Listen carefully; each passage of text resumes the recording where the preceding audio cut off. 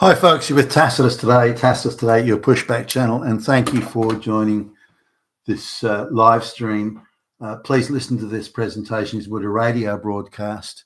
In this essay, I'd like to talk about mass deportation. Can you believe that there's a critter out there that's got an injured foot, and we're trying to look after it, and it waits till the video starts before it turns up. Just give me 1 second. I'm going to give it something to eat.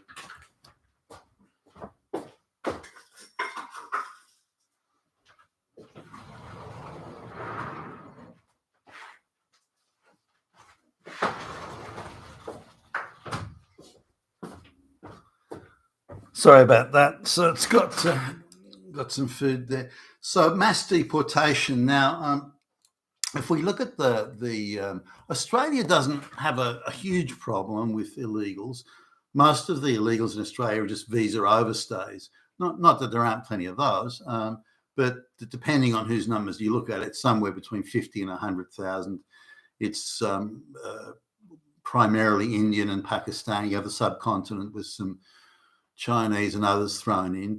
The view that the authorities have is they seem to be very vigorous in deporting white people and much less sort of focused and vigorous in deporting brown and black people. But anyway, visa overstays are the big issue.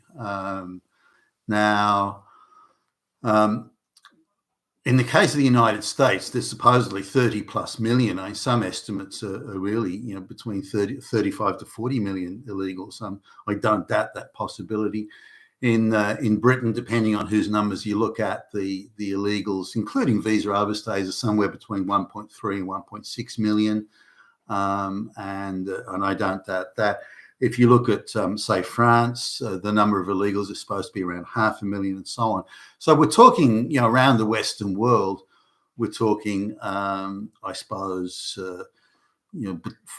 40 to 45 million illegals are from the third world are in the West. So we're talking, quite a lot of people in the overall scheme of things.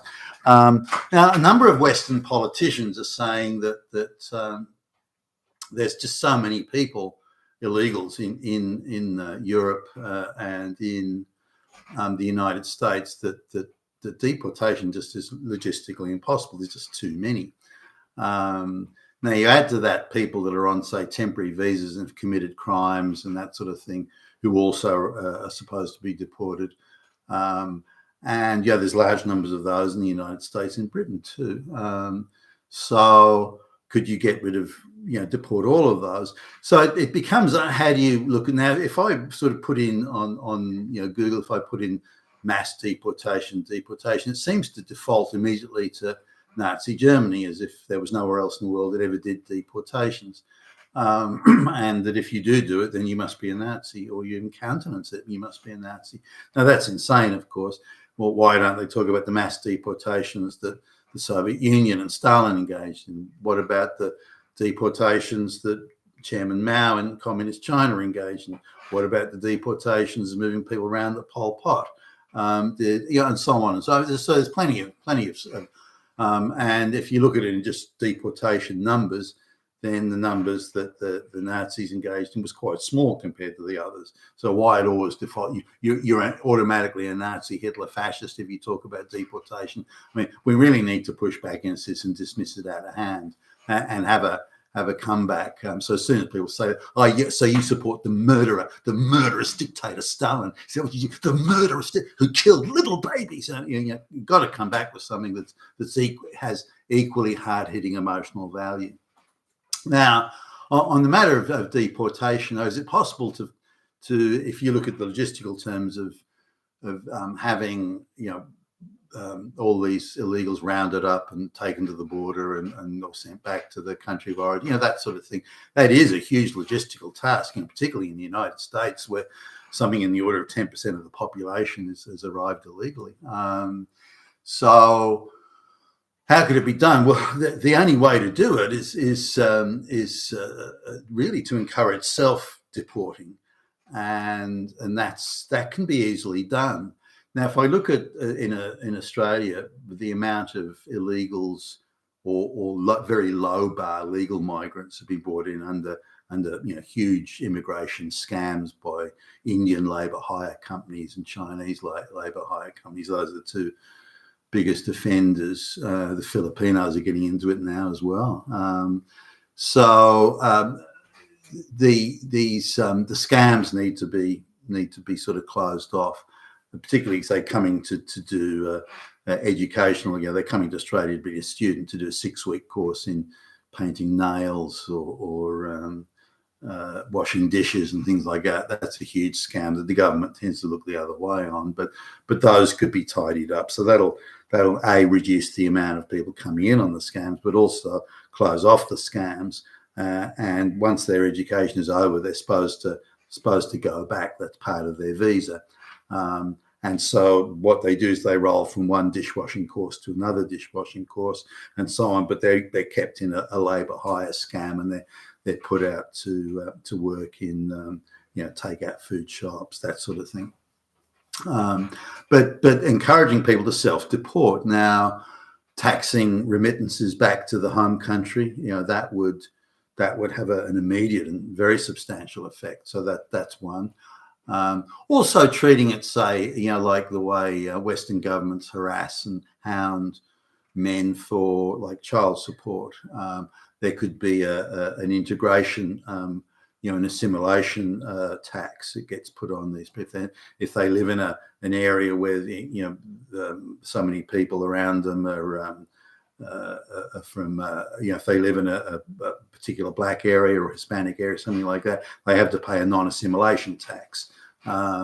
Because you've got to provide special facilities for them, interpreters, you've got to do also, so they have to pay for that, and that should come out of any income that they have, and it should be levied against them. So once they're faced with taxing remittances back to the home country, a non-integration, a non-assimilation, social assimilation tax, then they'll just self-deport, because there'll be no point in them staying. If you break up the labour hire firms that are bringing these people in and paying them. This is how a lot of illegals get jobs, through these scam labour hire firms. And if that's vetted and so on, and these labour hire firms can't get the work, then again, a lot of these people will self-deport. And if you offer them, say, well, look, we'll give you a plane ticket back to your country of origin, then they'll take it. They'll want to get out of the country sort of fairly quickly. There are other things too.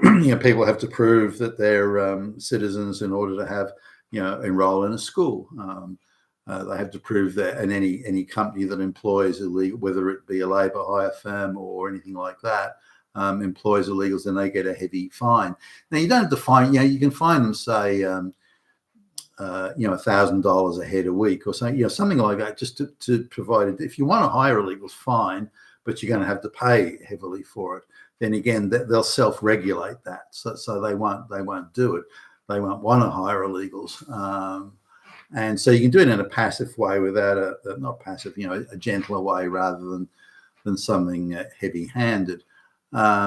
Also, the border needs to obviously be tightened up and policed, so new people don't come in.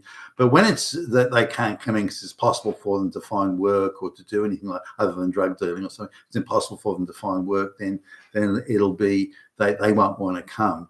If they can't get free stuff and they can't get free handouts, if they can't send money back to their folks back in the peasant village in the middle of wherever, they won't want to come. There'll be no point, and then they won't want to stay. So the method of creating a mass deportation is to make it untenable for them to stay.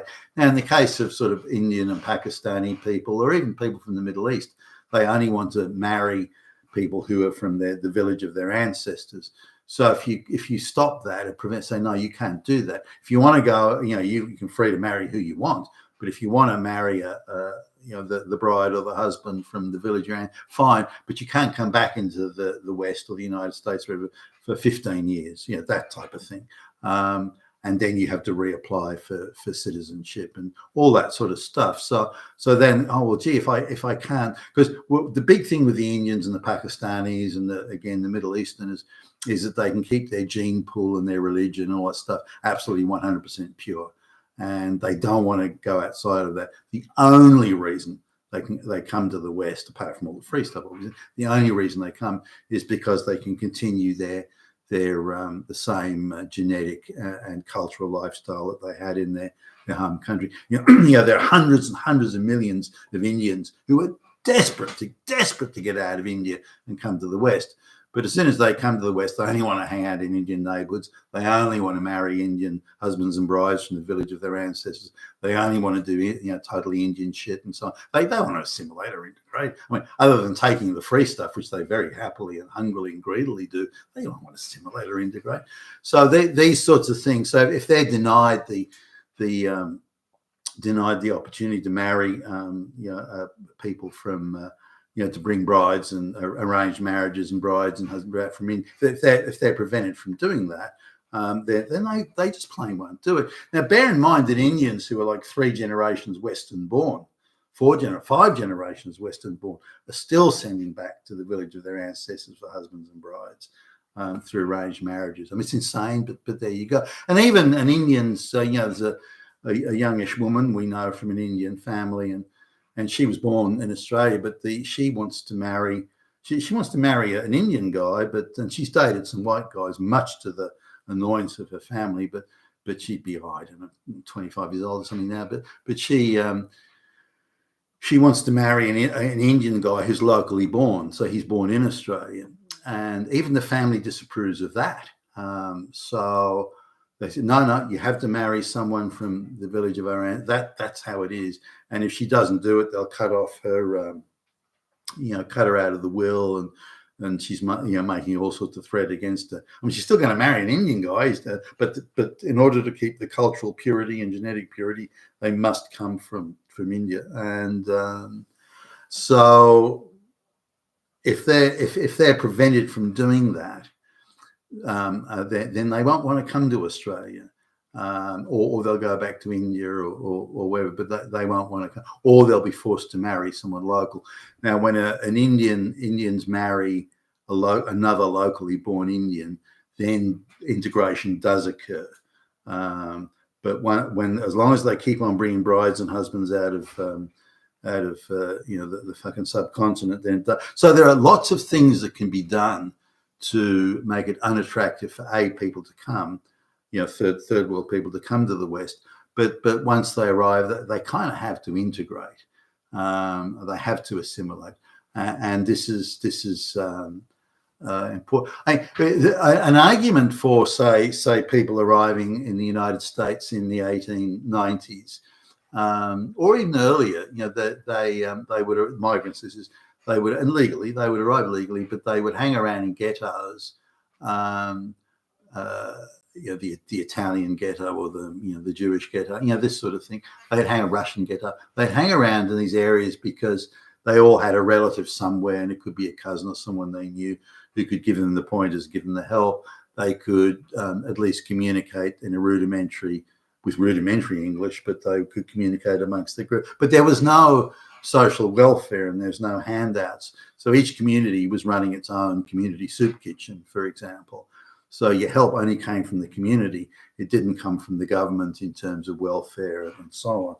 Now, it's still different today because there's lots of freebies, lots of welfare, all this sort of, the school, everything is available. But still they hang around and get us. Still they don't assimilate. But the only way to succeed pre the 1960s, the only way to assimilate was the only way to get on was to assimilate. Living in ghettos forever wouldn't get you anywhere. You had to get out and assimilate. You had to learn the language. You had to fit in and so on and so forth. Now, this is something today they don't have to. They just take all the freebies and still don't fit in. So, mass deportation, I think, is eminently possible if the capacity to stay in the country and access to free stuff is limited or restricted, particularly taxing remittances back to the home country. This is very, very important. And again, people would self-deport en masse if that was done. And again, the people from the subcontinent who are already in the United States, if they can't marry someone from the village of their ancestors, many of those will self-deport. and would simply not want to come to the US.